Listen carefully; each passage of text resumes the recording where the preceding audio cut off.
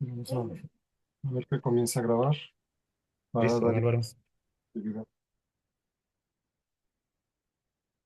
Buenos días a todas las personas que nos están viendo, ya sea por el Zoom, el Facebook, u otras redes sociales. Hoy damos inicio a un nuevo ciclo de conferencias. Esta vez está dedicado a las diversidades. Se llama Seminario Internacional sobre Diversidades y en esta ocasión pues participa mucho más organizaciones. Entre ellas, bueno, tenemos a la Universidad de Costa Rica. Aquí es la sección de Filosofía y Pensamiento la que organiza y tiene el aval de la dirección de la Escuela de Estudios Generales. También está inscrita esta actividad dentro de un proyecto que es Congreso de Humanidades, que es un proyecto de acción social. Y por parte de la Universidad Nacional Autónoma de México, tenemos la participación de el seminario Sociedad del Conocimiento y Diversidad Cultural y el Seminario de Pensamiento en Español, ambas de la Facultad de Filosofía y Letras de la UNAM. Y también participan varias asociaciones filosóficas, la Asociación Costarricense de Filosofía, la Asociación Centroamericana y la Red Iberoamericana de Filosofía. Nos acompañan también en esta actividad Mónica Gómez y Rogelio Laguna, que son coordinadores también de esta actividad por parte de la UNAM. El objetivo de este ciclo de conferencias es tener una discusión amplia sobre temas de la diversidad. Es además visualizar y reconocer las diversidades y tener una aproximación filosófica al estudio de las diversidades desde las interdisciplinas. Esta vez contamos con cerca de 20 conferencias con muy diversos temas, en temas indígenas ambientales, discapacidades y diversidad sexual, la diversidad sexual, a temas culturales, entre una gran variedad. Iniciamos este ciclo de conferencias con la participación de el presbítero José Noel Ortiz Pineda, eh, que nos va a hablar sobre su trabajo y un caso específico en las redes territoriales eclesiales, comunidades indígenas y campesinas frente al extractivismo minero. Eh, Noel también es máster, ¿verdad? Perdón, voy a hacer una breve presentación de Noel y luego le damos la palabra. José Noel Ortiz Pineda es presbítero hondureño, nacido el 24 de julio de 1909 en Santa Bárbara, Honduras. Es teólogo, filósofo y defensor de los derechos humanos en formación, con amplia trayectoria pastoral ecológica, prevención de abusos en ámbitos eclesiales y articulación regional en América Latina. Actualmente es maestrante en Defensa de Derechos Humanos por la Universidad Nacional Autónoma de Chiapas, fortaleciendo su compromiso con la promoción y defensa de los derechos fundamentales desde una perspectiva pastoral y posee un máster en pastoral en la prevención de ámbitos sociales por la Pontificia Universidad de México y el Centro de Investigación y Formación Interdisciplinar para la Protección del Menor, CEPROM, en alianza con la Pontificia Universidad Gregoriana. Es licenciado en Teología y en Filosofía por el Seminario Mayor Nuestra Señora de Suyapa en Tegucigalpa. En el ámbito pastoral y organizativo, se desempeña desde 2024 como secretario ejecutivo de la Red Eclesial Ecológica Mesoamericana, REMA, adscrita al Consejo Episcopal Latinoamericano y Caribeño, CEPRA, y como responsable de la dimensión de articulación y dinamizador de la Comisión Ecológica Integral para América Latina y el Caribe. Asimismo, es asesor diocesano de Pastoral Ecológica Integral y miembro activo del movimiento Laudato Si en Honduras. Ha ejercido su ministerio como párroco en la parroquia de San Miguel Arcángel en Potrerillos y Pimienta 2021-2024 y en la parroquia Nuestra Señora de Suyap, sector López Arellano 2024-2025. Paralelamente ha desarrollado una importante labor académica como profesor de Sagrada Escritura impartiendo Antiguo y Nuevo Testamento en procesos de formación religiosa. Su trayectoria destaca por la organización de congresos y encuentros de ecología integral, incluyendo el primer, segundo y tercer congreso así como la coordinación de asambleas y seminarios regionales vinculados a la defensa de la casa común. Ha participado en espacios latinoamericanos como prevención de abusos y vulnerabilidad y en procesos de incidencia política internacional relacionados con la ruta Laudate Deum hacia el COP 16 en Cali y el COP 30 en Belén de Dupara. Bueno, con esta presentación le cedemos la palabra al máster Ortiz, para que nos ofrezca su conferencia. Hola, muy buenos días. Gracias por esta oportunidad, por esta experiencia. Un saludo muy especial para toda la Facultad de Estudios Generales de la Universidad de Costa Rica, a COFI, la Asociación Costarricense de Filosofía, y aquí presente a miembros de la Red Eclesial Ecológica Mesoamericana, algunos de Honduras, de misiones extranjeras. Qué gusto podernos encontrar en este espacio, en este encuentro, a todos los países que tejen la reman desde México hasta Panamá. Qué alegría podernos encontrar. Gracias por estar presentes. Bendiciones y es un gusto esta oportunidad y este espacio.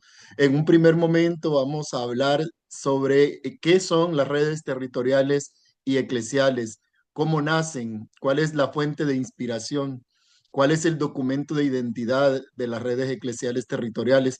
Y en otro momento vamos a hablar del caso Zapadril directamente y las afectaciones al derecho a un medio ambiente sano a 6 comunidades como víctimas directas, y otras comunidades como víctimas potenciales dentro de las afectaciones por la minera Agrecasa y cómo desde las redes eclesiales territoriales venimos acompañando este proceso.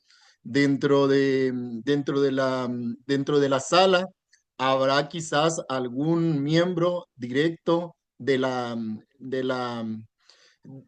caso como tal, un miembro directo que vive las afectaciones directas de las comunidades, pero pues vamos a ir desarrollando juntos y juntas este espacio de diálogo, de compartir, y gracias por estar aquí presente y por esta oportunidad de alguna manera de incidencia política, de incidencia con la sociedad civil, con la academia, para dar a conocer directamente este caso, que puede ser también un caso relevante e importante en el acceso a la justicia, la memoria, la reparación y también, pues para que no se perpetúen las irregularidades e ilegalidades con la que las empresas extractivistas operan en nuestro territorio. Entonces vamos a hablar un poquito de esta experiencia. Vamos a dar a conocer esta situación directamente. Primero colocamos una imagen de nuestro planeta que el Papa Francisco le llamó la casa común, el hogar de todos, el hogar planetario donde habitamos todos, convivimos y convergemos todos desde los diferentes biomas, desde los espacios que compartimos, que vivimos, que tejemos, que realizamos. Está aquí el planeta Tierra, que desde la NASA se le llama la canica azul, el, el Blue Marble, eh, y aquí se puede observar el río Amazonas, toda la biosfera del río Amazonas, la cordillera de los Andes, podemos observar al mismo tiempo el bioma mesoamericano del que nosotros somos parte. En un primer momento, la red ecológica mesoamericana decía, vamos a tejer únicamente con el sur de México y todos los países de América Central, pero en algún otro momento los mismos mexicanos dijeron que queremos involucrarnos como México completo, todo el país de México, desde la Sierra Tarahumara, la Sierra Madre, hasta el Tapón del Darién. En Panamá se extiende la red eclesial ecológica mesoamericana y es un espacio de compartir, es un espacio de iniciativas, de trabajos en conjuntos, de esfuerzos, de acciones que cada uno va realizando dentro de su territorio, dentro de su contexto, en su historia cultural y en su espacio territorial. Las redes eclesiales territoriales nacimos de Laudato Si, desde el momento en que el Papa decidió llamarse Francisco y que Bergoglio se aparece en el Palacio Pontificio saludando y decidió el nombre de Francisco, sabíamos que hacía referencia a Francisco de Asís y de la fuerza que tiene San Francisco de Asís en la espiritualidad ecológica. Entonces muchos intelectuales llamaron al Papa Francisco el Papa de la Tierra por este magisterio eclesial verde, por ese trabajo que trajo en el cuidado del planeta Tierra y el trabajo que nos infundió a todos los cristianos, cristianas, no cristianos, a todos los hombres y mujeres de buena fe en esta casa común que todos compartimos. Entonces, en mayo del 2015, el Papa Francisco lanza Laudato Si, y ya la Amazonía se venía organizando desde la iglesia y desde el territorio. O sea que es una manera de ver, las redes eclesiales territoriales es una manera de ver a la iglesia aterrizada en el territorio, en el contexto, no una iglesia alejada de su identidad cultural, de su identidad territorial, sino una iglesia comprometida con el proceso de desarrollo, con el proceso de salvación, con el proceso de cada ser humano en este compartir, en este convivir con la naturaleza, con la creación, con todo lo que lo rodea. Entonces la Amazonía ya se venía organizando, pero la fuerza que recibe la Amazonía fue el sínodo amazónico, el sínodo panamazónico, que en tiempos anteriores era un sínodo donde solo participaban los obispos como altos jerarcas de la iglesia. Pero esa fue otra transformación de Francisco en este trabajo. Habló de la sinodalidad. Y en la sinodalidad no solo participaba la jerarquía de la iglesia, sino que participaban todos los miembros y agentes vivos de la Amazonía. Él dijo, si vamos a hacer un sínodo de la Amazonía, que no se quede únicamente en los obispos como altos jerarcas, sino que vamos a ir desde el territorio a todos los líderes indígenas, a todas las organizaciones tribales, a todas las organizaciones de la sociedad civil que participen de este sínodo y que hablen de sus experiencias y de lo que han vivido y han resistido en el territorio. Entonces, de esta manera nació esta exhortación apostólica posinodal, sabiendo que este sínodo no fue solo de jerarcas, sino de toda la iglesia que camina, la iglesia de a pie, y nació Querida Amazonía. Y en Querida Amazonía, el Papa Francisco pone 4 sueños: el sueño cultural, el sueño eclesial, el sueño ecológico y el sueño social. Y esos 4 sueños componen directamente la fuerza para la Amazonía y abre el trabajo más grande de la primera red eclesial territorial, que es conocida como la REPAN, la red panamazónica. Entonces, de ahí nace la REPAN. La REPAN nace de esta experiencia del conjunto de Laudato Si y de Querida Amazonía y de todas las experiencias que ya se venían dando en los territorios y en las iglesias locales. Luego, el Papa Francisco lanzó la exhortación apostólica Laudate Deum. Y aquí directamente es una crítica directa a la debilidad de las reacciones que hay ante el deterioro ambiental. Entonces, Laudate Deum viene a ser una secuela de Laudato Si. Laudato Si pone a todos los católicos y no católicos, cristianos y no cristianos, en alerta, viendo la emergencia climática. Pero Laudate Deum vuelve a reforzar y a decir todavía las reacciones son débiles y no son suficientes ante la crisis planetaria, ante la raíz humana de la crisis ecológica. Entonces el Papa Francisco en Laudate Deum también habla de la debilidad del multilateralismo y prácticamente viene hablando de esa crisis del multilateralismo en el que ahora nos encontramos y la debilidad, por ejemplo, de los representantes de Estado para poder dar una respuesta concreta y comprometerse directamente con las emisiones de dióxido de carbono, con las emisiones que cada país altamente contaminante va realizando y que afecta directamente a toda la casa común. Entonces, prácticamente de esta experiencia nace la REPAN. La REPAN es la que está en la parte de arriba, la Red Eclesial Ecológica Panamazónica, y de la REPAN surge la REMAN. Entonces, la gran pregunta es, si la iglesia se está organizando en redes eclesiales territoriales en la Amazonía, ¿por qué no nos organizamos también nosotros en el bioma mesoamericano? Entonces, en el 2019, en octubre del 2019, nace la Red Eclesial Ecológica Mesoamericana desde esta experiencia y está presente en México, Guatemala, Belice, Honduras, Nicaragua, El Salvador, Costa Rica y Panamá.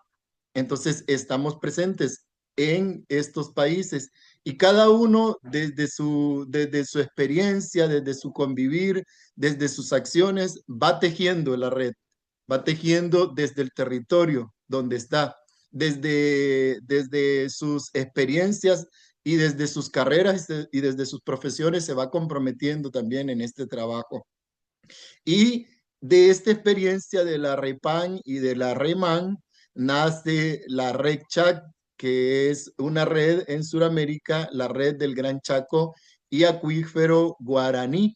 El Gran Chaco y Acuífero Guaraní es un reservorio de agua dulce, es un mar de agua dulce debajo de la tierra que conforman estos países de Argentina, Paraguay, Uruguay, Bolivia, y están en este tejido de red. Entonces, primero nace la REPAN, luego nace la REMAN, y luego nace la red del Gran Chaco y Acuífero Guaraní.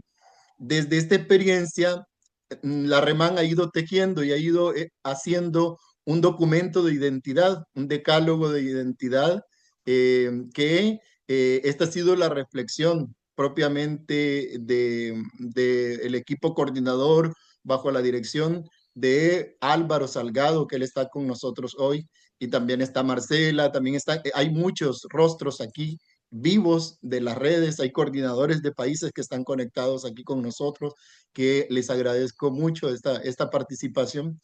Pero entonces quiero comentarles que este es el documento de identidad. Son 10 decálogos. Elegí 2 de los 10 decálogos para compartirlos. Las redes eclesiales territoriales, la REMAN, es una articulación de procesos eclesiales comprometidos en los territorios, encaminada a salir al encuentro del pueblo con el pueblo de Dios, en especial con las juventudes, mujeres, pueblos originarios, garífunas, afrodescendientes y al mismo tiempo contribuir a retirar los obstáculos que le impiden cuidar y defender a la casa común y seguir siendo co-creadores de la creación con nuestro Dios, con el motor que nos impulsa. Intentamos ser un nuevo sujeto eclesial emergente.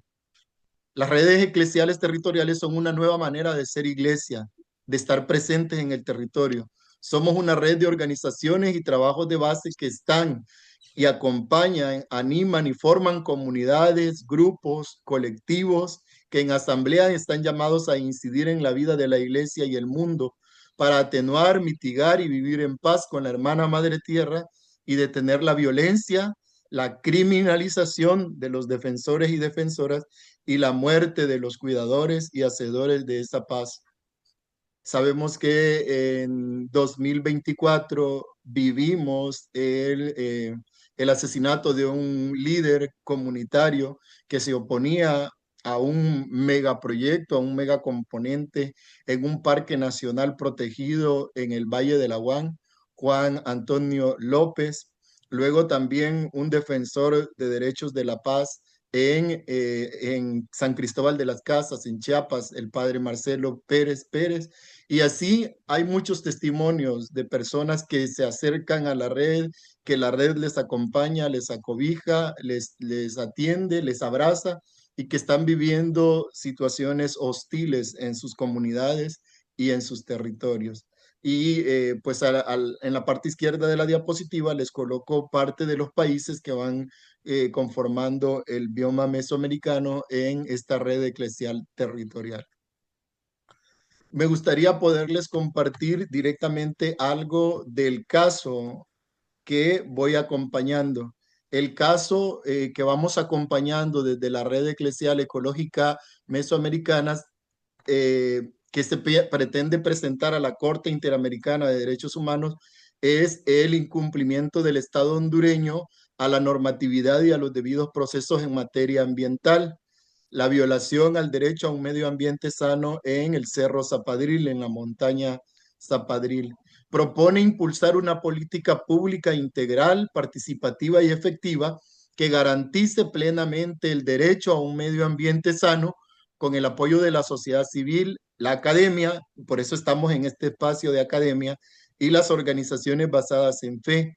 Esta política pública busca prohibir las concesiones mineras metálicas y licencias ambientales que benefician intereses privados sobre el bien común, promoviendo además la ley de prohibición de minería metálica en Honduras como un acto de justicia restaurativa a la montaña Zapadril y a las y los ambientalistas.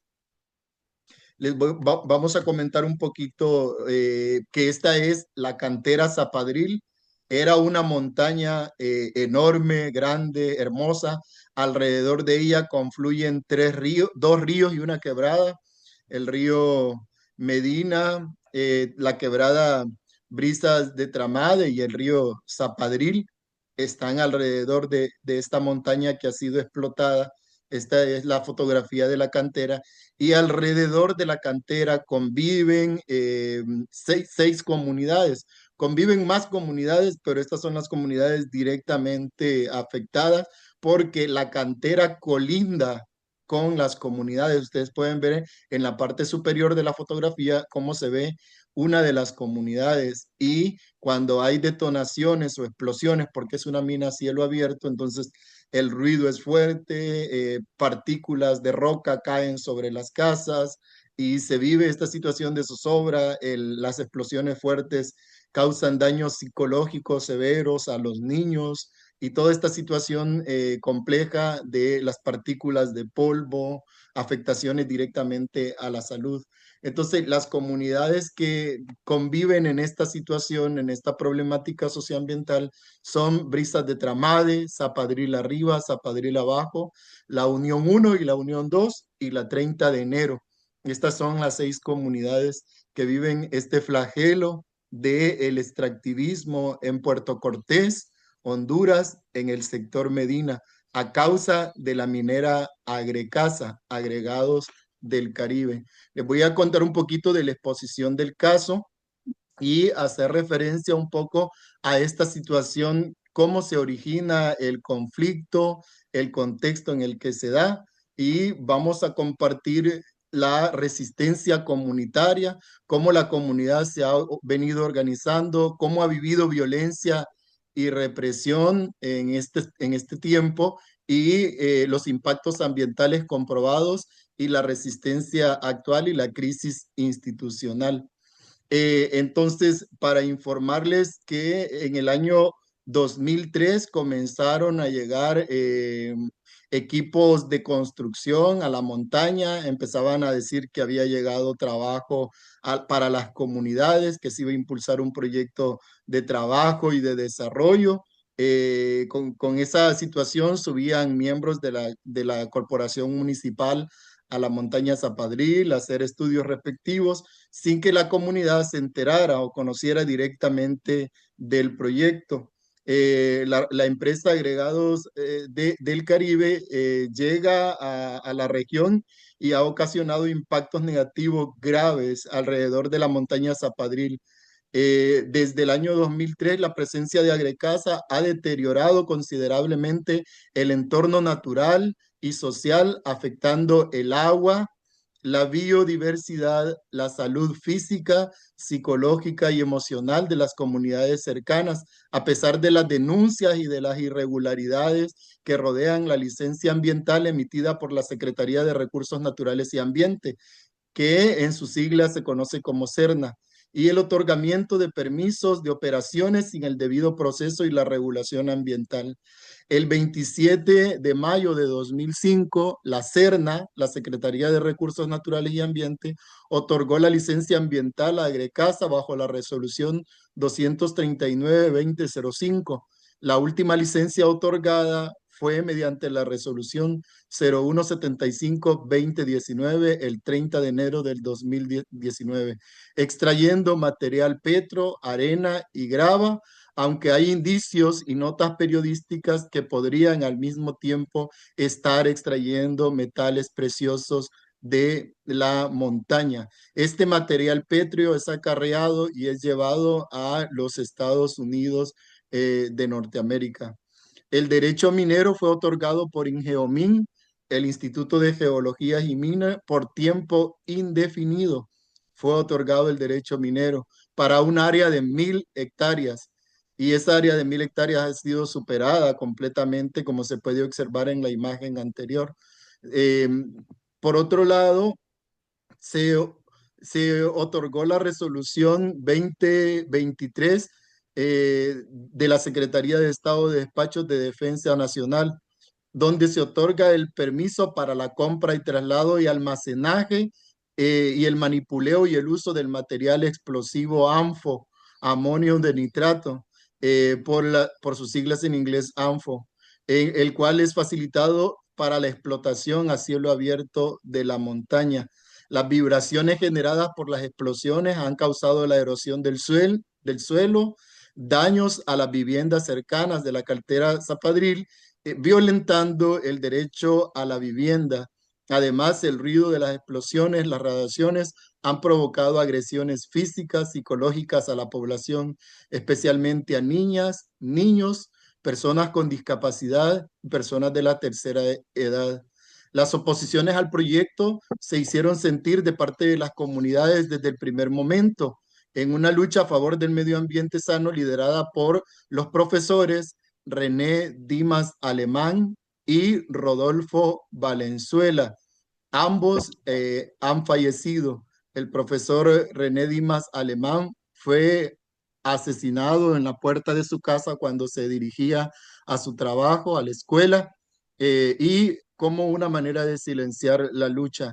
La profesora Reina Pineda fue exiliada en Estados Unidos.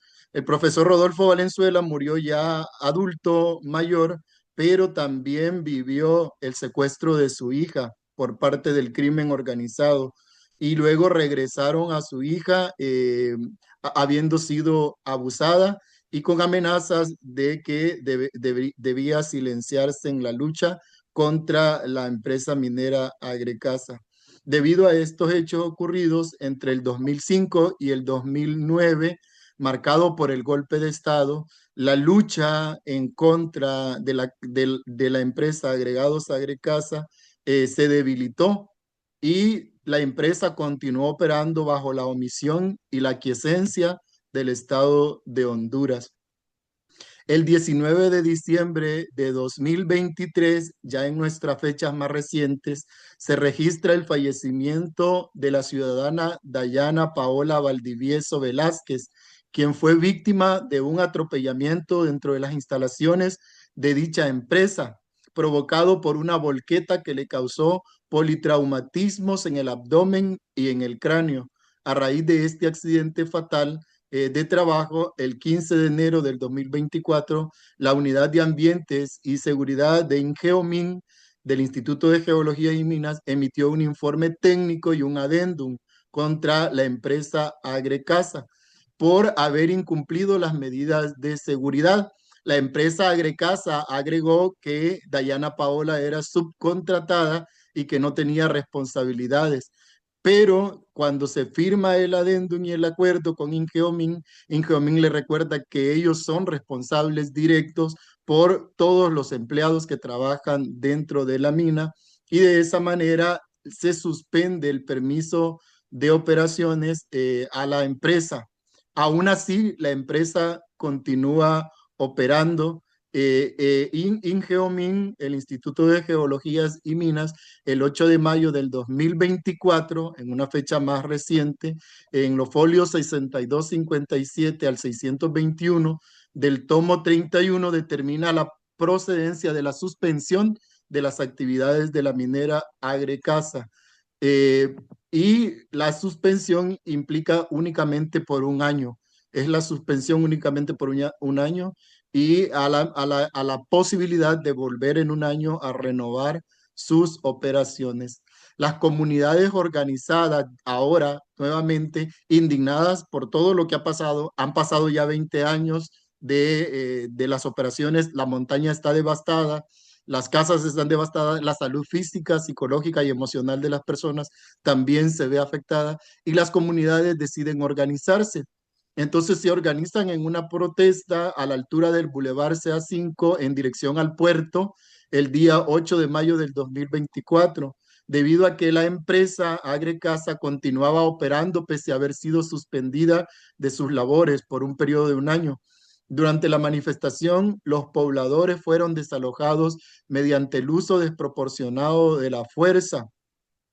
Y de esta manera, de acuerdo a una queja, se presentaron ante la Comisión Nacional de Derechos Humanos y se concluyó que 12 personas resultaron heridas con hematomas, incluyendo niños, según consta el expediente número 0501-2024-5813, con fecha del registro 8 de mayo del 2024. También se registra un video donde un defensor es atacado brutalmente por más de 40 elementos de la policía. Las repercusiones se siguen dando en esta situación debido a la queja oficiosa de la CONADE y a las acciones de las comunidades organizadas. Se hace un estudio y un peritaje en la zona y se hace presente la Secretaría de la Salud, la CESAL, y la Secretaría de la Salud da a conocer directamente las afectaciones que tienen directamente los habitantes de las comunidades. Entonces, este equipo multidisciplinar resalta el diagnóstico realizado por la Secretaría de la Salud mediante el oficio 963-2024. Se realizaron visitas de campo del 22 al 24 de mayo del 2024 con la participación de 12 profesionales de la salud especialistas y se evaluaron 831 personas de las 6 comunidades afectadas, concluyéndose que 181 personas, el 39% de la población, presentan afectaciones dermatológicas. 174 padecen enfermedades respiratorias y 56, el 12,2%, tienen enfermedades gastrointestinales.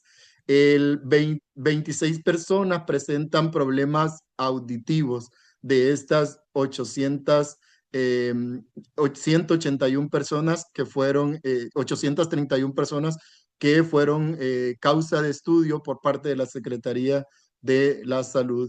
Mediante un comunicado el 22 de abril del 2025, en su cuenta oficial de Facebook, la empresa Agrecasa anuncia la reapertura de sus operaciones entonces, porque ya había pasado el año de que habían sido suspendidas, entonces, aún con la licencia ambiental vencida, anuncia por su cuenta de Facebook que va a reanudar operaciones.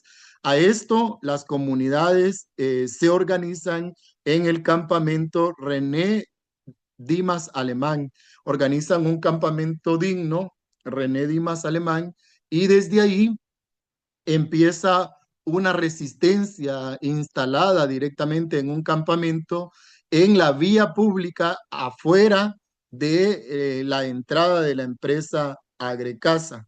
Entonces, de esta manera, las comunidades se organizan con el campamento digno, hacen actividades culturales, se organizan, ahí tienen ollas comunes donde comparten la comida, el tejido social, se va recuperando. Algunos de ellos dicen lo que Agrecasa nos ha quitado, en el campamento digno lo estamos recuperando con ollas y con abrazos y con todo el compartir que tienen dentro del campamento digno.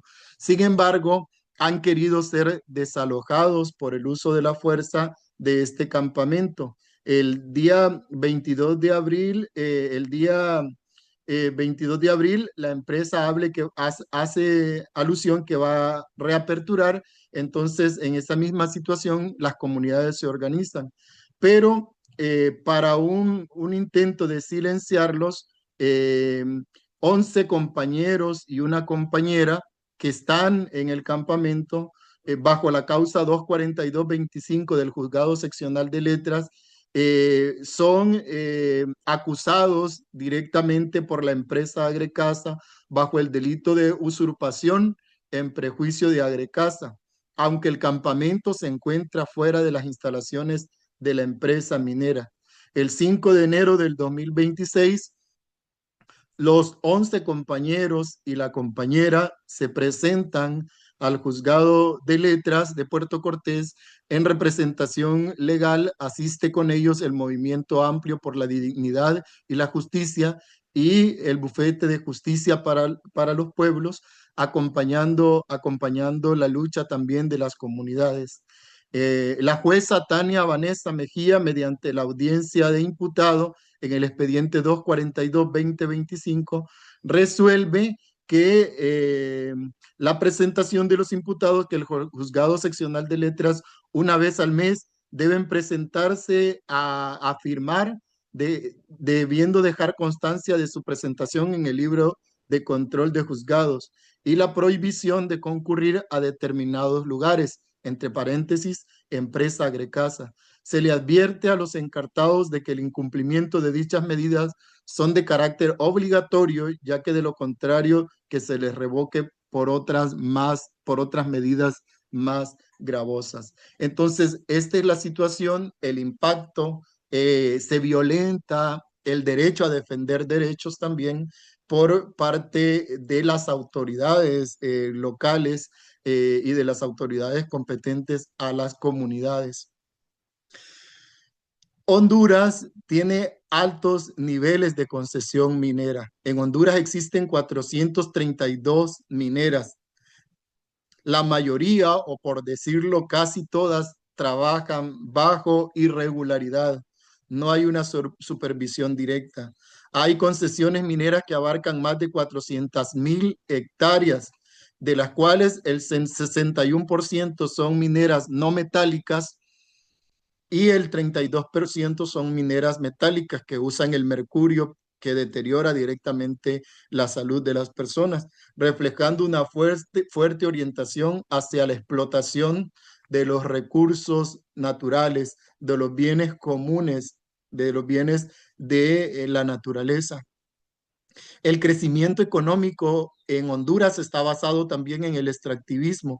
El Producto Interno Bruto del 2023 creció en Honduras impulsado por la construcción, los materiales pétreos de construcción y la minería en un 11.9% y en un 16.9%, como lo podemos observar en la pantalla, lo que evidencia una dependencia neoliberal del país en actividades extractivistas con graves costos ambientales y sociales, porque no solamente es el daño a la naturaleza, es también el daño y las repercusiones al tejido social, a las comunidades, a los grupos.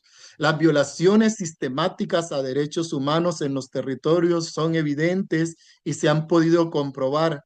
Las empresas transnacionales y sus aliados locales han provocado desplazamientos forzados, persecuciones y asesinatos en comunidades garífunas. Por ejemplo, hay sentencias de la Corte Interamericana de Derechos Humanos, 4 sentencias que tiene Honduras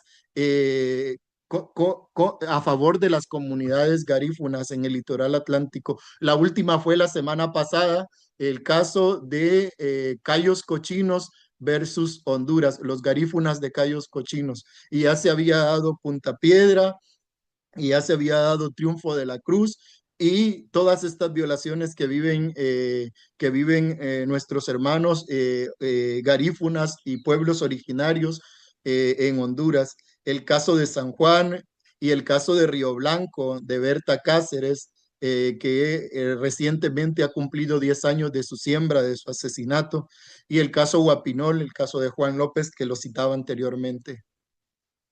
Los antecedentes son la complicidad estatal y las redes de poder junto con el crimen organizado.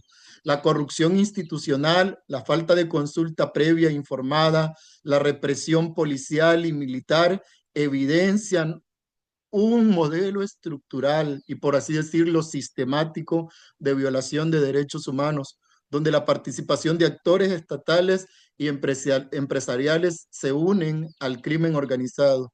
Las causas estructurales de las comunidades y los ecosistemas. En regiones como Puerto Cortés, la expansión minera, incluyendo el caso de la montaña Zapadril y Agrecasa, vinculadas en ese entonces a Marshall Kensol, que era el representante legal, amenaza los ecosistemas vitales, la salud de más de 140,000 habitantes, debilitando el tejido sociocultural y ambiental en el país.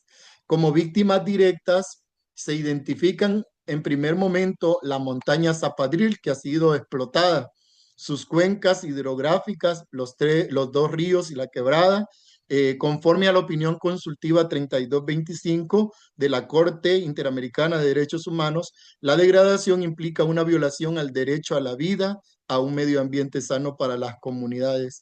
También las personas directamente afectadas, líderes y defensoras ambientales, lideresas, el profesor René Dimas Alemán, el profesor Rodolfo Valenzuela, Dayana Paola Valdivieso, Reina Pineda, entre otras víctimas que han vivido las repercusiones, los 11 compañeros que han sido criminalizados y la compañera que ha vivido la criminalización, las comunidades del sector Medina, todo el sector como tal, no solamente las 6 comunidades, sino todos como víctimas potenciales también, los habitantes de las 6 comunidades que sufren la contaminación ambiental, enfermedades, daños psicológicos, siendo víctimas colectivas por vivir en un entorno degradado y peligroso. También los familiares de las víctimas indirectas y el autor Beristain, de las perspectivas psicosociales en vulneración a derechos humanos, toca el tema de las víctimas intergeneracionales.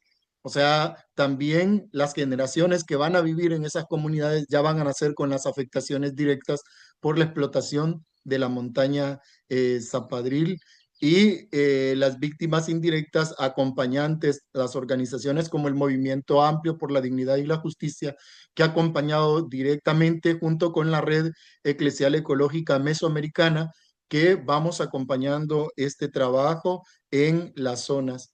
Se identifican las autoridades responsables por omisión y por aquiescencia. El gobierno de Honduras desde el año 2004 al 2025, este es un caso de dilación al acceso de la justicia. El CERNA, la Secretaría de Recursos Naturales, IDECA, el Instituto de Geología y Minas, el Ministerio Público y la Procuraduría General de la República, la PGR, la Policía Nacional, la Alcaldía de Puerto Cortés y el representante en ese entonces, Marchand Kensol, de la empresa transnacional Agrecasa, agregados del Caribe. Esto está representado en las convencionalidades. Cuando un país no es capaz de garantizar el acceso a la justicia, es necesario acudir a un sistema internacional. En este caso, por el sistema internacional ONU, existen convencionalidades de las que Honduras es Estado parte y que ha incumplido en el caso Zapadril, en el caso de la Convención Marco de las Naciones Unidas, en el artículo 2, en el párrafo 3, que obliga a los estados parte a tomar medidas precautorias frente al cambio climático. En el artículo 4, el párrafo 1, en el inciso F, obliga a integrar el cambio climático en políticas nacionales. Y el artículo 10, asegurar la transparencia y la participación pública, que son cosas que no se han asegurado ni se han garantizado en las poblaciones. El convenio de Minamata, que fue un convenio después de una destrucción a gran escala con mercurio en Japón, entonces incluye, protege a poblaciones vulnerables de los efectos del mercurio, priorizando la salud de las personas. Aquí nace también el tema de la ponderación de la salud.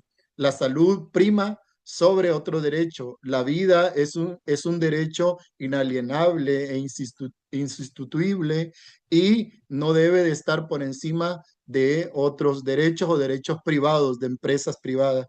El Acuerdo de París en el 2015 que obliga a los países, que vincula a los países a informar sobre las contribuciones nacionales, las NDC, para reducir el cambio climático, implicando las acciones que han hecho en contra de la minería. El convenio sobre la diversidad biológica en el artículo 8 promueve la protección de ecosistemas y el respeto por las comunidades indígenas. En el parágrafo K habla sobre la legislación para proteger especies y poblaciones amenazadas, la resolución del río de Atrato también. Y dentro del sistema internacional también existe otro sistema, el sistema interamericano, que tiene su sede en Costa Rica, en San José, la Corte Interamericana de Derechos Humanos y la Comisión Interamericana, miembro de los Estados americanos, de la Organización de los Estados Americanos. Se identifica como el derecho humano violentado, el derecho ventana, el derecho a un medio ambiente sano, bajo el protocolo de San Salvador en el artículo 11, el derecho a un medio ambiente sano y a los servicios básicos. El derecho ventana es el derecho primordial que ha sido violentado, pero cuando se habla de derecho ventana en derechos humanos, significa que dentro, cruzando esa ventana, se pueden encontrar otros derechos interdependientes. Siempre que se violenta un derecho, no viene solamente ese derecho violentado, sino que causa de ese derecho violentado, en efecto dominó, en efecto cascada, vienen otros derechos violentados, en este caso los derechos interdependientes. Si se violenta el derecho a un medio ambiente sano, por ejemplo, se está violentando el derecho a la vida, el derecho a la salud, el derecho a la vivienda, el derecho al acceso al agua, en este caso el derecho a defender derechos porque han vivido la criminalización, defensores y defensoras, y otra serie de derechos interdependientes que han sido violentados en el caso de la montaña Zapadril y sus comunidades frente a la minera Agrecasa. La Convención Americana de Derechos Humanos, en el artículo 1, dice que los estados parte deben respetar los derechos humanos y garantizar su pleno ejercicio. Es algo que no se ha garantizado, no se ha promovido y no se ha protegido. Garantizar, promover, proteger es parte de las obligaciones de los estados parte, en este caso del estado de Honduras. El artículo 4, el derecho a la vida, protegido por la ley. El artículo 5, el derecho a la integridad. Y el Pacto Internacional de los Derechos Civiles y Políticos, en el artículo 6, menciona el derecho a la vida inherente a la persona humana. El Pacto Internacional de los Derechos Económicos, Sociales y Culturales, en el artículo 11, el derecho, perdón, a un nivel de vida adecuada y a mejorar las condiciones de su existencia. Desde el sistema nacional, el Estado de Honduras, en la Constitución de la República, tiene contemplado el derecho a un medio ambiente sano. También hay una ley general de ambiente que protege a las que protege directamente al medio ambiente sano.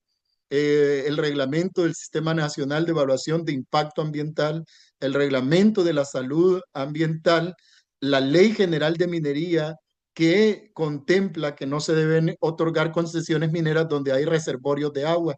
En este caso hay tres cuencas hidrográficas alrededor de la montaña Zapadril y la Ley Forestal de Áreas Protegidas y Vida Silvestre.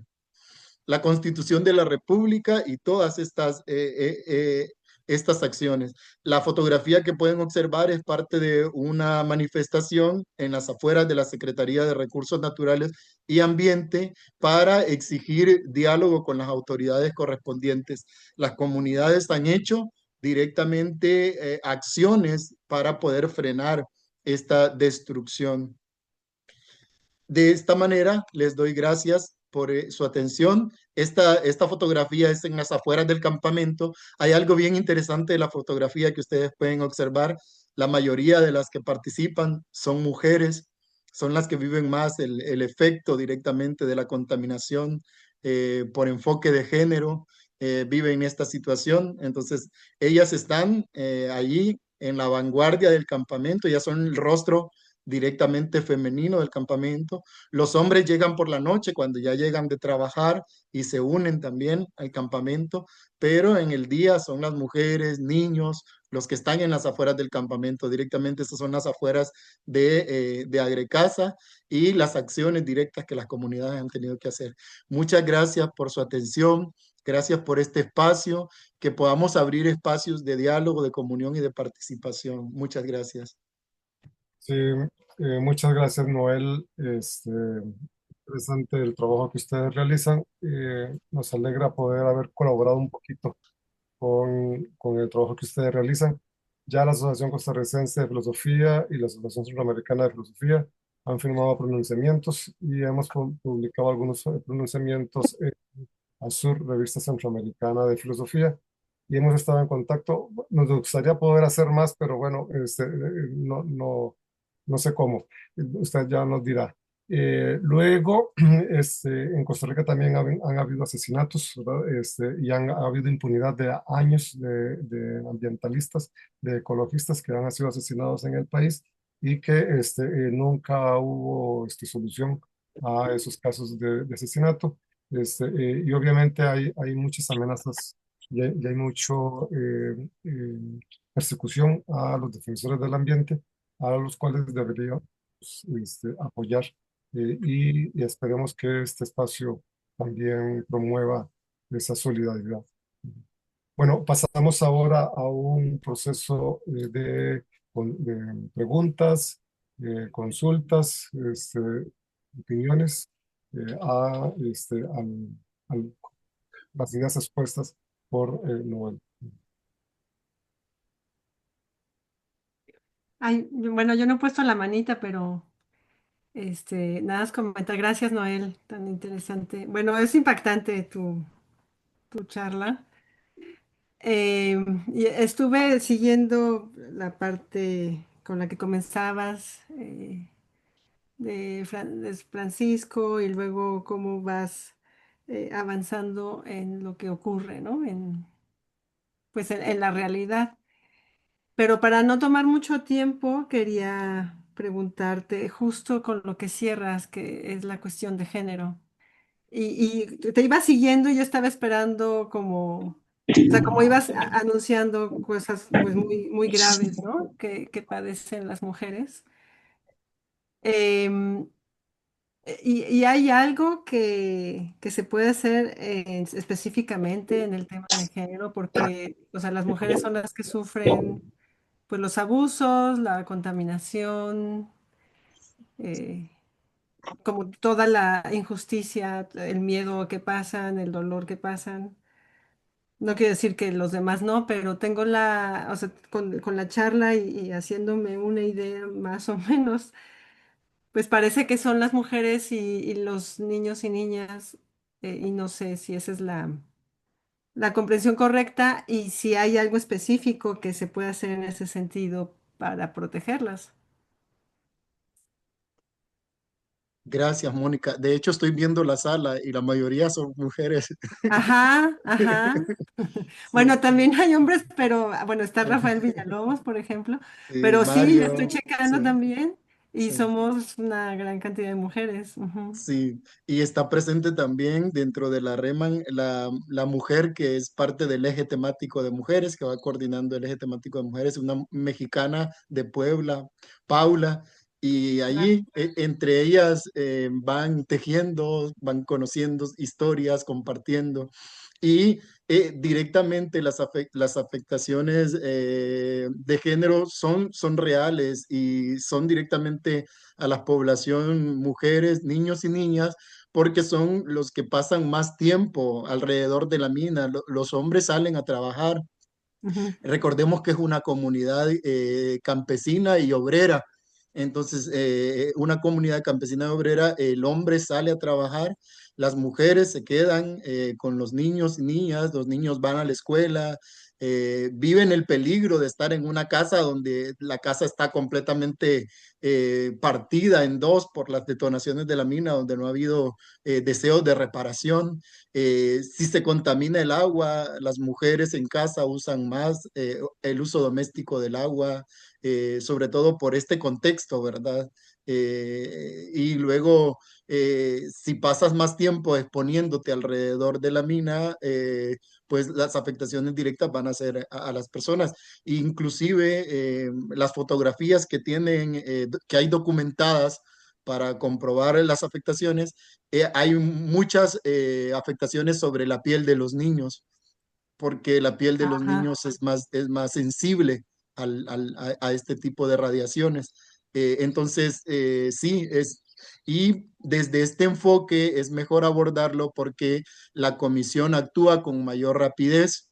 La Comisión de Derechos Humanos, la Comisión Interamericana de Derechos Humanos, también actúa con mayor rapidez cuando está en peligro la vida y la salud de los niños, niñas y de las mujeres, personas con discapacidad y personas adultos mayores en este ujú, caso.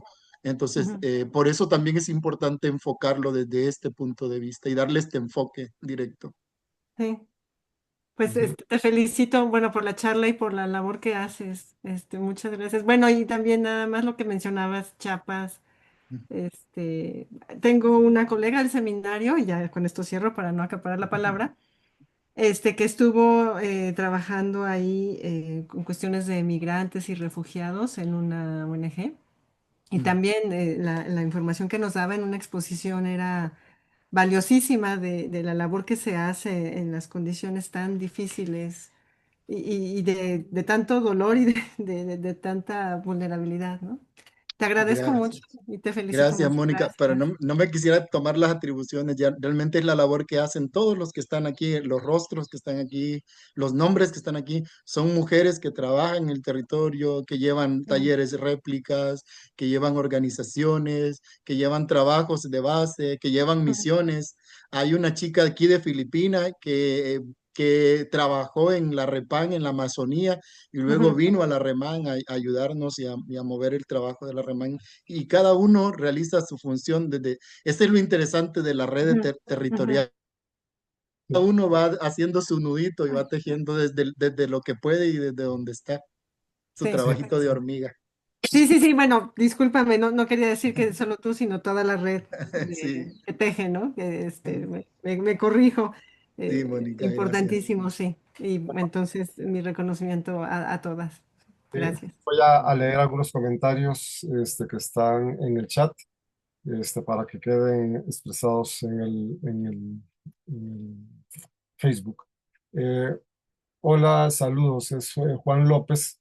Con el primer taller de socialización de la REMAN en Honduras nos ayudó a animar, unificar y compartir las experiencias y realidades dispersas de problemas ambientales en Honduras y sobre todo la represión que vivían nuestros agentes de pastoral y ejemplo, perdón, el asesinato de Juan López.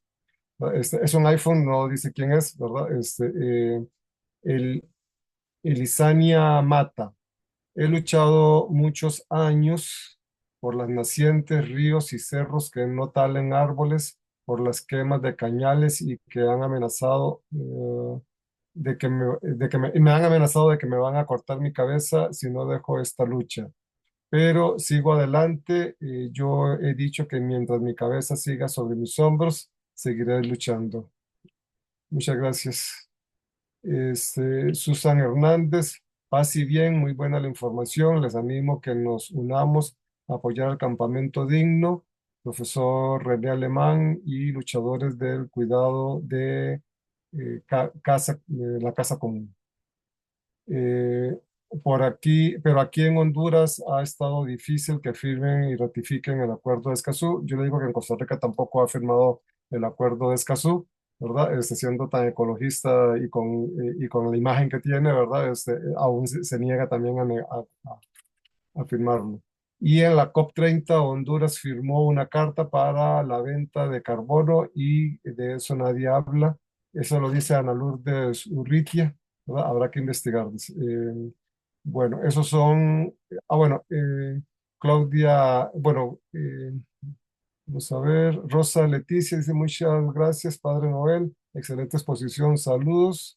Luningin dice muchas gracias, Padre Noel.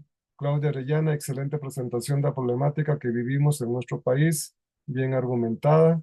Rafael Villalobos, es vital fortalecer las circulaciones, la narrativa extractivista es sumamente fuerte. Otra vez Susana Hernández, Fernández, perdón, Dios de la creación, bendiga Padre Noel y a los luchadores por la casa común. Y del iPhone, bueno, Shirley y Mejía, ¿verdad? Seguir construyendo camino en las mujeres y potenciar sus capacidades y derechos a seguir entrelazando las experiencias de unas y otras. Bueno, no sé si hay algún otro comentario, pregunta.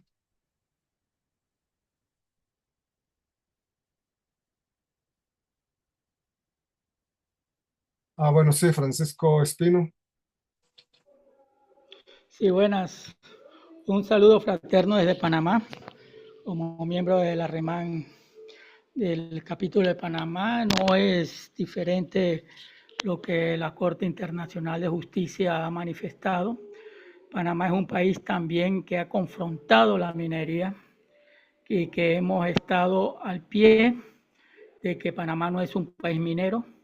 Sabemos muy bien este problema que causa sociales y también de corrupción, lo que traen estas empresas mineras en nuestros países. Nos queda nada más este tipo de eventos, este tipo de relación, este tipo de conversación. Gracias por la invitación, Padre Noel. Gracias a la invitación al equipo organizador de este evento. En la medida que podamos conversar sobre esta problemática en busca de lo que es un mundo libre de una Mesoamérica libre de contaminación y una Mesoamérica a favor de la vida. Eso nos cuenta y nos hará sumar siempre y nos hará sobre todo unirnos. Así que un fraterno saludo aquí desde Panamá a todos ustedes. Gracias por la invitación. Sí. Bueno, una oportunidad más para decir algo, comentar algo. Bueno, si no hay más, como también tenemos tiempos limitados, ¿verdad? Agradecerle mucho a Noel su conferencia, su participación y el esfuerzo que hace por coordinar toda esta red, ¿verdad? A pesar de que es un trabajo de la red, necesita un líder, ¿verdad? Y una coordinación y eso implica unos riesgos también, ¿verdad? Entonces, el- aquí ese agradecimiento por la defensa de las personas, las mujeres, los niños, las niñas y el ambiente natural, ¿verdad? Bueno, hay un otro comentario en Edina Díaz. Está muy interesante el tema. Pienso que debemos de construir nuevos caminos. Soy de Intibuca, Honduras, y aquí se ven muchas cosas que no son buenas, pero estos temas nos ayudan en cómo informarnos y dar cuenta de qué está pasando. Álvaro Salgado dice, muchas gracias, Padre Noel, y a las comunidades en defensa de la casa común. Sí, no sé, Noel, si quieres hacer, bueno, Claudia Orellana,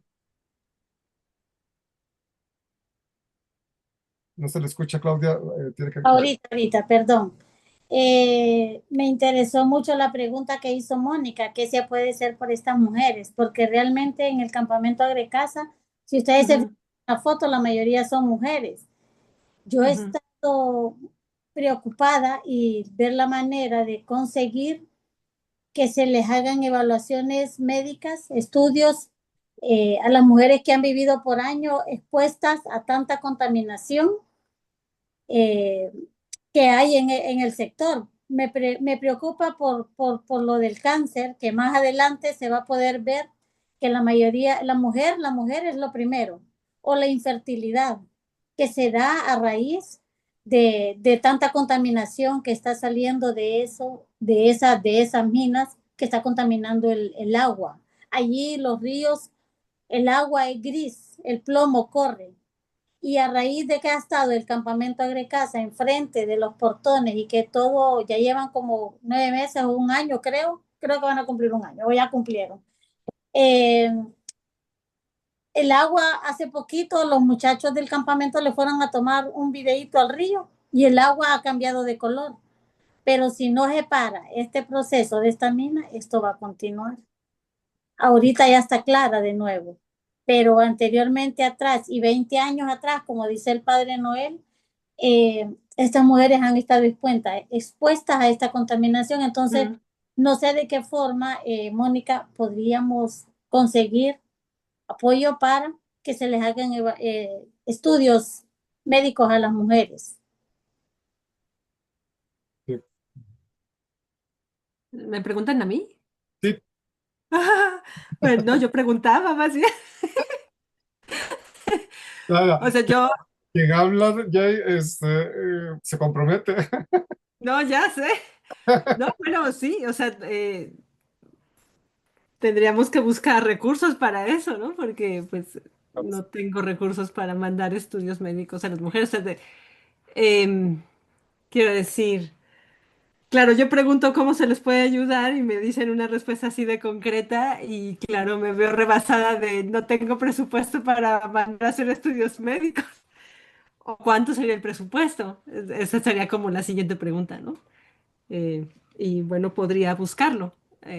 Antes de decir sí o no, podría buscarlo, pero tengo que revisar cuál es la necesidad de presupuesto para saber con cuánto podría aportar, ¿no?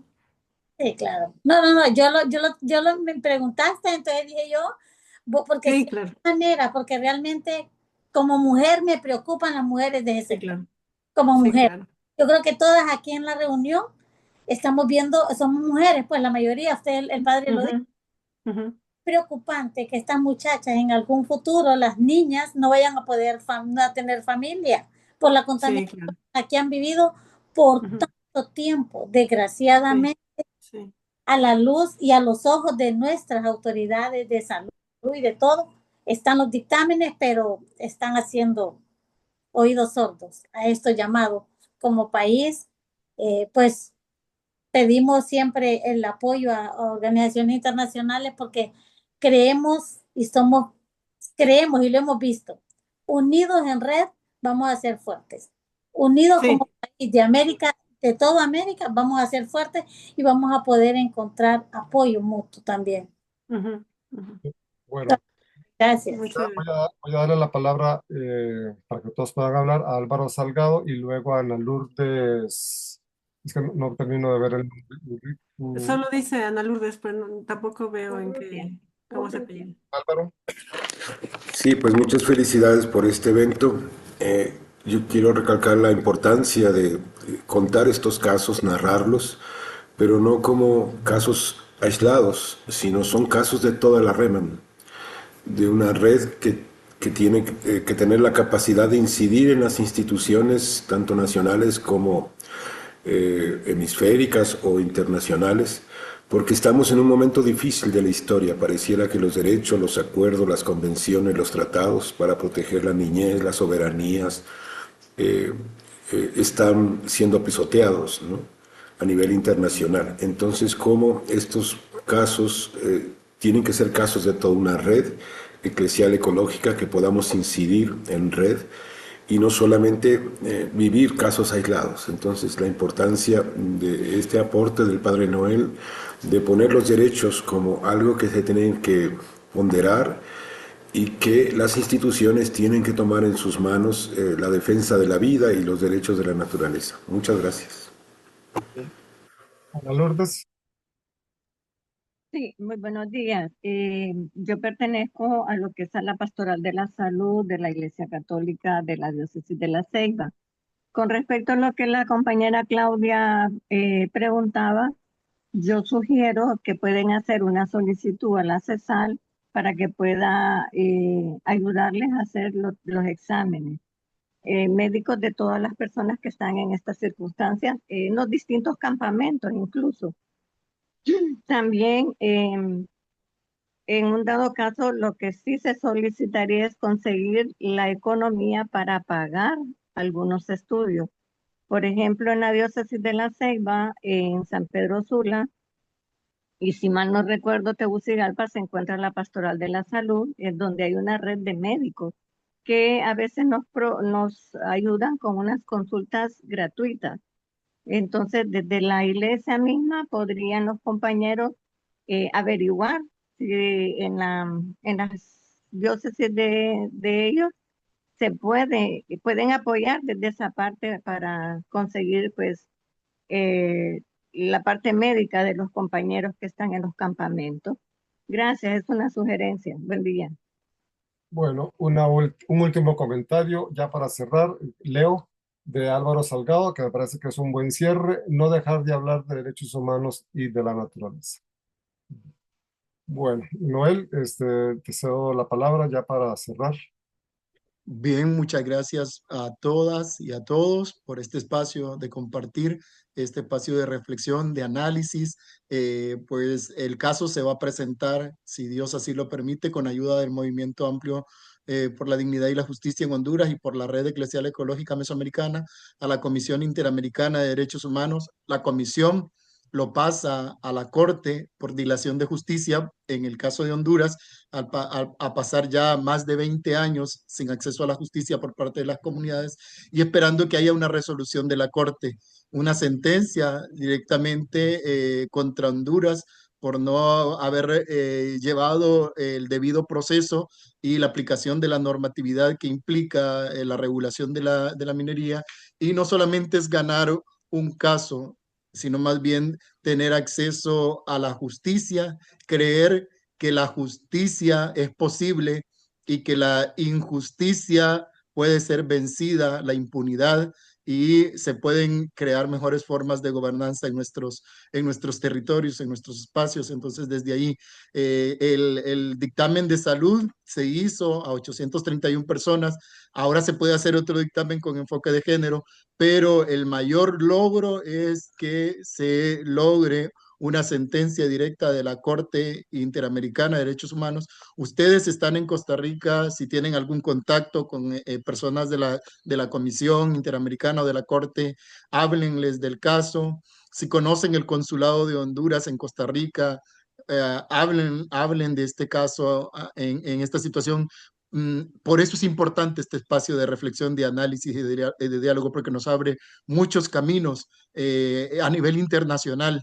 Y a nivel internacional podemos lograr también esa unión y esa fuerza para poder llevar adelante el acceso a la justicia, la memoria, la reparación, la restauración integral de los daños, las garantías de no repetición en este caso, y que sea un caso emblemático para que en Honduras se regularice y se haga clara el acceso a la justicia para las comunidades que viven este flagelo de las más de 431 minas en el país. No solamente es enfocarnos, como decía Álvaro, en un caso, sino que enfocarnos en el acceso a la justicia para los pueblos en este caso. Muchísimas gracias y que Dios les bendiga y gracias por estar en este espacio de análisis y de reflexión y abrir estos lugares. Gracias, Bueno, Álvaro. sí, vamos a intentarlo con la corte, a ver que, por lo menos mandarles el vídeo, porque el vídeo tiene mucha información, ¿verdad? Y ver qué pasa. Bueno, vamos a hacer cierre ya de esta actividad, recordándoles que de hoy en 8 tenemos nuestra siguiente conferencia, que la va a impartir la doctora Diana Seynor Angulo de la Escuela de Estudios Generales de la Universidad de Costa Rica, y su conferencia tiene como tema etnicidades negras afrodescendientes de Centroamérica, claves para su entendimiento dentro de la diversidad humana regional. Otra población muy discriminada, muy abandonada, ¿verdad? En nuestra Centroamérica, y bueno, ese es el siguiente tema a abordar en este ciclo de conferencias que hemos llamado Seminario Internacional sobre Diversidades, y todas ustedes y todos ustedes están bienvenidos a las actividades. Es el mismo enlace, ¿verdad? Ya ustedes lo tienen. Bueno, muchas gracias y que pasen buen día. Muchas gracias, Álvaro. Muchas gracias, Noel. Gracias a todas. Muchas gracias. Feliz día para todos.